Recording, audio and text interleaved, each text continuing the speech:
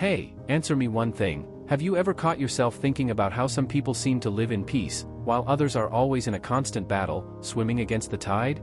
The truth is that the answer may lie in the trust they place in the universe. Don't worry, I'm not talking about something too mystical or out of reality. Think with me, what if, instead of trying to control every little detail of life, you simply believed that there was something bigger, something that many call the universe, giving you a little help behind the scenes? I know it may seem like a Zen thing, but seriously, think about the times when things fell into place perfectly, even without you planning so much. It seems like magic, right? This is what the book, The Universe Has Your Back, by Gabrielle Bernstein is about. She goes deep into this idea of letting go of the reins a little and trusting more. But come on, when we talk about trusting the universe, I'm not telling you to sit idly by and wait for things to fall from the sky, because, let's face it, that's not going to happen. The thing is, by giving up this crazy need to control everything all the time, you create a space for true happiness to enter. Remember that time when you just let things flow, without stress, without anxiety, and everything ended up being resolved? Well, that's the magic of trust in the universe. It's like a dance, you take one step and the universe takes another. It's not witchcraft, but it looks like it, right? The secret here is to believe that you are on the right path, in the right place, and that things will happen when they need to happen. And, bro, when you start thinking like that, happiness stops being this distant thing and becomes something real and tangible, like, right now. Now you might be thinking, okay, but how do I start to trust the universe, huh? Great question, my friend. Start with small steps. Try meditating, visualize your dreams, and, above all, practice gratitude. It sounds like boring talk, but being grateful, even for the simplest things, is a great shortcut to tuning your mind to what's working, instead of focusing on what's working. Want a practical exercise? Take an old notebook and write down, every morning, 3 things you are grateful for. Does it sound like a coach thing?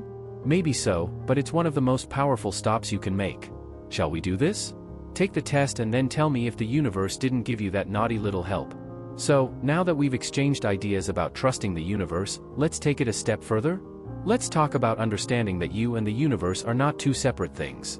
Have you ever stopped to think that you can be much more than just someone trying to survive in the chaos of everyday life, pay bills and, I don't know, manage everything?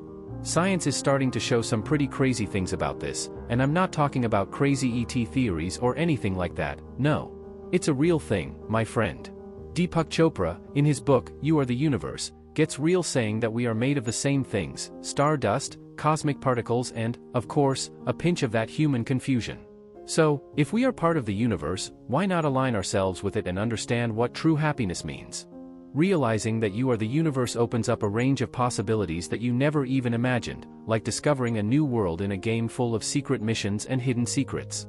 When you realize this cosmic connection, you begin to understand that happiness is not about having material things, status, or those achievements that society pushes into our heads. Happiness is a state of mind that occurs when you are in tune with the universe, when you are in good terms with who you are and what is happening around you. It sounds like a lot of talk, but it's simpler than it seems. Imagine being in a place where everything, the people, nature, even the climate, has a harmonious vibe. It's like the universe whispering in your ear, see? That's what I'm talking about, bro. Okay, I got the message, but how do I do this in real life? Easy. Start looking around you with a different look, a more open, more attentive look. Instead of seeing problems as gigantic monsters, try to see them as challenges that are there to teach you something. How about a practical challenge? The next time something goes wrong or doesn't go as planned, instead of freaking out, ask yourself, what is the universe trying to show me with this? It may seem strange at first, but this change in perspective is what differentiates those who only exist from those who truly live, you know? Give it a try and see if life doesn't start to surprise you in a much bigger way. Have you ever heard the saying that, what you think, you attract? A lot of people dismiss this idea as self-help nonsense, but hey, hang in there. There's something very real behind it, and if you give it a chance, it could change the game for you. Let's talk about the famous law of attraction. It's simple, your thoughts have power. When you focus on what you want, and truly feel like you've already achieved it, the universe starts to conspire in your favor. Does it sound like movie talk? Maybe, but look, how many times have you thought about someone and, out of nowhere, they sent you a message? Coincidence? Perhaps. But are you going to say that there isn't a kind of magical vibe to it all? It is exactly this logic that Rhonda Byrne explores in the classic, The Secret. And if millions of people swear it works, why not give it a try? So how does this work in practice, without frills? Let's assume you want to attract more happiness into your life. The first thing is to change the focus. Instead of just thinking about what's missing, start focusing on what's good, even if it seems little. Gratitude, old friend, is like the master key to this whole thing. When you are grateful for what you have, you make room for the universe to give you more. It seems simple, but look at the power. Every time you send a vibe of gratitude, you are literally tuning your frequency to happiness. Want a practical example? At the end of the day, write down 5 things that happened that you are grateful for. It doesn't have to be anything big. It could be a warm coffee in the morning or a smile someone gave you. Over time, you will see the universe responding in kind, sending you more reasons to smile. Now, there's a detail here that a lot of people don't realize. The law of attraction isn't just about thinking positive and waiting for things to happen. Oh, no really. It's about combining thoughts with action. There's no point in wanting to win the lottery if you never play, you know? The universe loves those who move. Do you want to attract that promotion at work? Okay, start by visualizing what it would be like to be in this position, but also get your hands dirty. Learn new things, be proactive, and show that you are ready for it. The universe responds to the energy of those who make it happen. So, what are you waiting for? Start using this stop right now and see how your reality begins to change. Spoiler, it's a lot when that happens. Let's talk about a ninja trick that many people don't know when it comes to expressing happiness: emotions. Yes, my friend, the way you feel determines what you attract. And the real boss is the couple Esther and Jerry Hicks in their book, Ask and It Is Given. They explain that everything in the universe has a vibration, and our energy, whether positive or negative, works like a magnet. In other words, if you're always complaining, seeing the bad side of things, guess what will attract you? More of the same, man. Now, if you start to elevate your emotions, to really feel good, even if things aren't perfect, you start to attract good things. Does it seem like magic? Yes, but it's pure quantum physics. Okay, but how to raise this vibration? Let's make this very practical, because life is too short for theories that no one can apply. It starts by noticing how you feel throughout the day. Are you feeling heavy, sad, or angry? Feel this, don't deny it, but then ask yourself, how can I change this vibe now? Maybe it's taking a walk around the block, listening to your favorite music, or even calling that friend who always makes you laugh. This is raising your vibration. It's getting out of your low mood and choosing something that makes you feel good.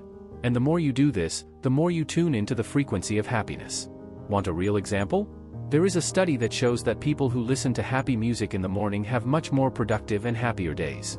How about creating your high vibration playlist and seeing what happens? And make no mistake, this high vibration thing is not about being happy all the time, as if you were a robot programmed to smile. Of course, life is full of ups and downs, and it's okay to feel whatever you have to feel. But what matters is the choice you make after feeling it. Are you going to stay stuck in the bad, complaining, or are you going to try to change the vibe? When you start choosing emotions that are good for you, the universe notices. It's as if he said, hey, this one is on the same frequency as me, I'm going to send him some good things. So, pay attention to that. Raise your vibration and see how the universe will respond. Happiness is not a destination, it's a way of walking. Let's start the walk? What if I told you that the key to happiness is not in reliving the past or dreaming about the future, but in being here, now? Sounds like guru talk, right? But I'll tell you, it's a powerful truth.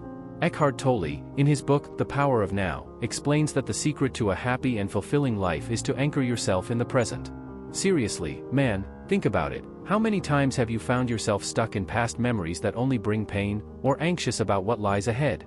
The truth is that the only moment that really exists is now. Everything else is thought, it is illusion. And guess what? The more you connect with this, the more the universe begins to show you the path to happiness. The now is where the magic happens. Okay, but how do we live in this now? Easy to say, difficult to do, right? It's actually simpler than you might think. Start with the basics, breathe. Yes, take a deep breath and pay attention. Notice how you feel, what's around you, and give yourself that mental pause. Feel the smell of the coffee, hear the birds, or the sound of traffic, whatever, and allow yourself to be there, in that moment. By doing this, you give your mind a break and, surprisingly, find a little piece of happiness that was hidden there all along. There are even some studies that show that those who practice mindfulness regularly, that thing of being present, have sky-high levels of happiness. And you don't even need a Buddhist retreat for that, you can start right now. And, look, it's not about being Zen all the time, because life is full of troubles. It's about realizing that, in the midst of chaos, there is a point of calm. You know that saying, it is what it is? So, it never made that much sense. When you allow yourself to live in the now, you accept what is and stop fighting with what you can't change. And, bingo, that's where happiness appears. Not that crazy, euphoric happiness, but a peace that warms you inside. It's a daily exercise, without a doubt, but how about trying it, at least a little bit every day? Take it from me, your future self will thank you. Let's talk about a simple but powerful tool that can completely transform your relationship with the universe: gratitude. I know you've probably heard this a million times, but listen, there's a reason why so many people hit this button. When you are truly grateful, without that forced falsehood, you change your energy. It's as if you're sending a direct message to the universe saying, "Hey, I'm enjoying what you're doing for me, send more of this." And, my friend, the universe listens. He not only listens, he responds. It may seem like an exaggeration, but science also proves that people who practice gratitude regularly have more happiness, less stress, and even better health. Who knew a "thank you" could go so far, right?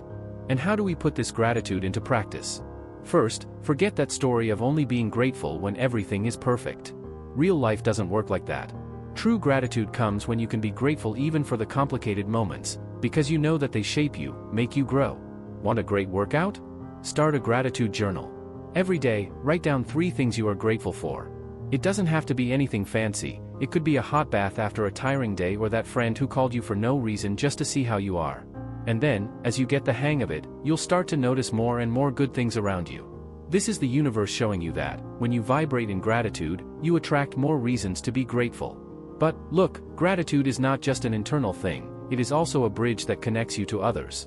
Have you ever noticed how difficult it is to be grateful and unhappy at the same time? When you give thanks, you open up, connect, create bonds. And that is too powerful. It's the universe in action, joining ends, creating connections you never even imagined. So, the next time someone does something nice for you, not only say thank you, but let them know how much it meant. That, partner, is the universe using you to spread more light. And so, in a good way, it becomes much easier to be happy. So, what are you waiting for? Let's be more grateful and see what happens. Have you ever noticed that sometimes it feels like the universe is trying to send you a message? Like, that sign that appears when you least expect it, like a coincidence that makes you stop and think. A lot of people overlook this, but, man, the universe is always sending you signs, and understanding these signs can be a powerful key to your happiness. The thing is that the universe has its own way of communicating, and no, it's not with a thunderous voice telling you what to do. There are subtleties, like that song that plays on the radio at the right time, or a book that falls out of nowhere on your shelf. Do you know the book, The Alchemist, by Paulo Coelho? He talks exactly about this. The signs are there, but it's up to you to notice and act. Great, but how can you begin to recognize these signs? First, you need to be present and aware. If your mind is always jumping from worry to worry, it's difficult to notice what the universe is trying to tell you. It's like being tuned to the wrong radio station, all that comes out is hiss. So, the tip here is to practice internal silence. Yes, that's right, take time to simply be still and listen, without rushing. It can be on a walk, in the shower, or even while drinking coffee in the morning. When you slow down and pay attention, you begin to notice patterns and small coincidences that can actually be big answers. And, trust me, happiness lives in these small moments of clarity. Now, let's make one thing clear: you shouldn't go around interpreting every leaf that falls from a tree as a divine sign, okay? The secret is balance. When something resonates with you, when you feel that shiver down your spine or a mental click, pay attention. Ask yourself, what does the universe want me to see or understand here? Often, these signs appear to give you a little push in the right direction, especially when you are in doubt or looking for more happiness. Want an example? Imagine that you are racking your brain to make an important decision and, out of nowhere, you start seeing the number 1111 repeatedly. It could be the universe saying, "Don't worry, everything is aligned." Pay attention to the signs, because they could be the subtle guide you've been waiting for. So, how about starting to notice more what's going on around you? What if I told you that you have an internal GPS that can guide you directly to happiness? Yes, I'm talking about intuition. Everyone has it, but not everyone uses it. It's that little internal voice that gives you a feeling about something, like an instinct that tells you what to do. And no, it's not magic or guesswork, it is one of the most powerful ways the universe uses to communicate with you. Intuition is that sixth sense that, when you learn to listen, puts you on the right path. In Malcolm Gladwell's book, Blink, he explores how decisions made in the blink of an eye, based on our intuition, can be more accurate than those we spend hours analyzing. So why not trust that internal radar a little more? The issue is that, many times, we are taught to silence that little voice. We grew up hearing that the right thing to do is to be rational, analyze every detail, weigh the pros and cons. And of course, logic has its value, but intuition is like a compass that points to your true north. Have you noticed that, when you're very happy, it's usually because you're following that intuition? The body feels, you know? That feeling of butterflies in your stomach or that inexplicable relief when you make a decision, that's intuition telling you, it's this way, go for it. Want a practical example? Next time you have to make an important decision, ask yourself, how does this make me feel? If the answer comes from a place of calm and trust, it's a sign that your intuition is in charge.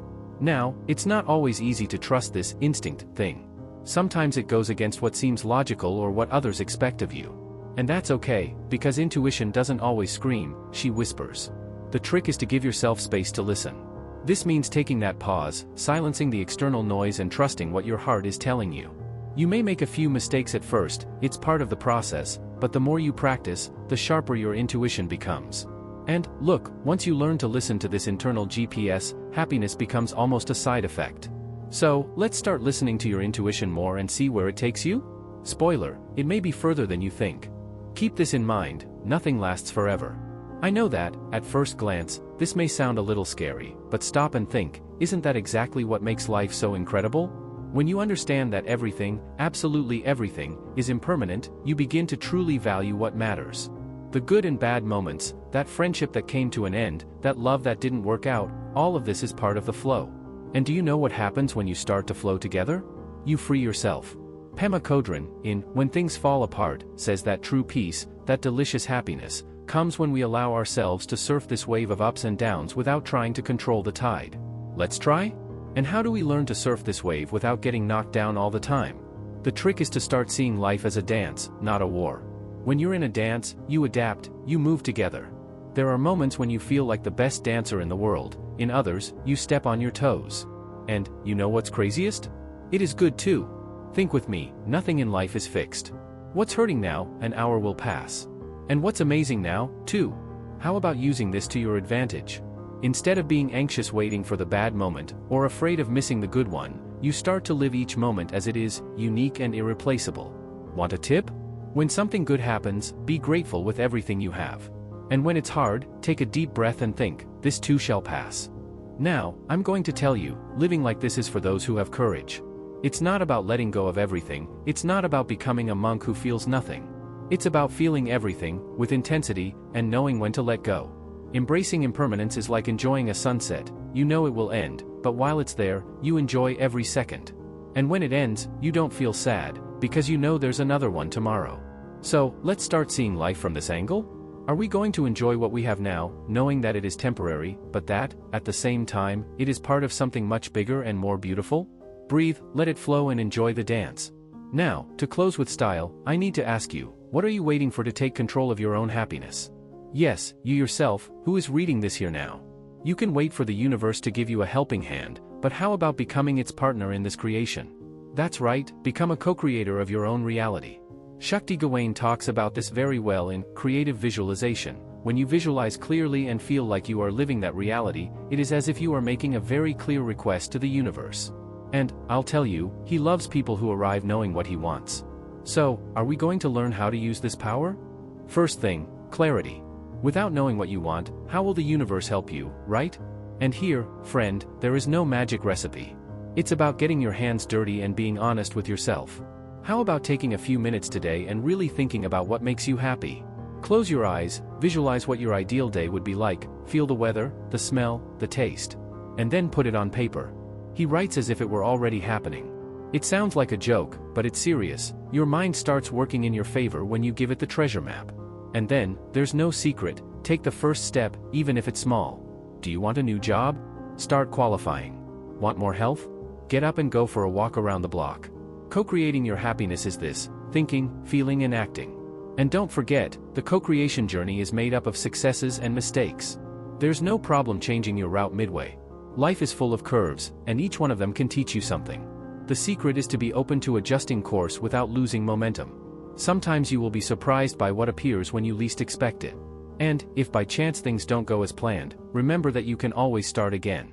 The universe is there, full of possibilities, just waiting for you to decide what you want to create. So, let's pick up that brush and start painting your own universe? I'm with you on this one.